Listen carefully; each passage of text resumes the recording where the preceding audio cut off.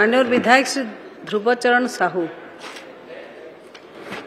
माननीय बाचस्पति महोदय, मुझे जरिया माननीय मंत्री दृष्टि आकर्षण करने को चाहूँगी जे गत बात्या दाना समय मो निर्वाचन मंडली 7 भया पंचायत रे अनेक गाई गोरु मृत्युवरण करथिले एवं परवर्ती समय एबे भी अवहेलित अवस्था अनेक मृत्युवरण करुचंती।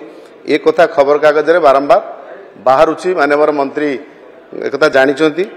तेणु मु निवेदन करी से 7 भया ग्राम पंचायत जेहेतु गोटे समुद्र कूल अवस्थित एवं भितरकनिका जंगल भितर अवस्थित सेठी गोटे एलआई सेंटर खोलिबा पाई माननीय मंत्री पदक्षेप नेबे कि एवं गत बात्या समय जो एलआई सेंटर गुड़िक भांगी जाइए राज्य सारा तार भित्तिभूमि नष्ट हो जाइए से गुड़िक पुनर्निर्माण करने माननीय मंत्री आर्थिक व्यवस्था करेंगे कि? माननीय मंत्री।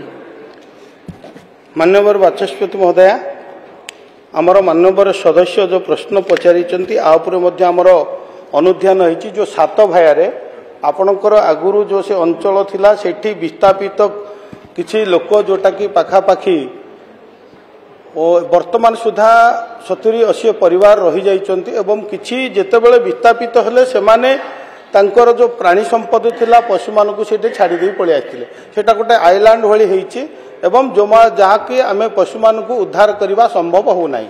मु कलेक्टर सहित कथबार्ता करी आम सेक्रेटरी कथबार्ता करिसेंती। एबे जो दाना आसीबा फल रे लुणी पानी माड़ी आसिला जहा फल कि विभिन्न जो घास थिला से गुडाक मरी घास गुडाक नष्ट हो गला जोटा कि महिषी माने अछंती से लुणी पानी रे से माने सर्वाइव करि पारछंती किंतु गाई संभव नुह। तेणु तांको पई मध्ये आमे खाइबा पीबार व्यवस्था करिचु।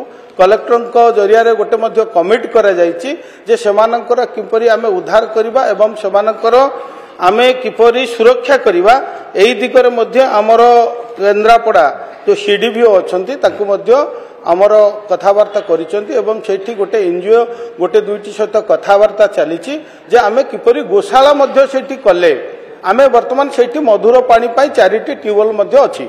4टी ट्यूबवेल रो वर्तमान आमे लोक लगैछु जाकु आमे मजूरी मध्ये दउछु सेमानकु पानी एवं दाना मध्ये देबार व्यवस्था करा जायछि।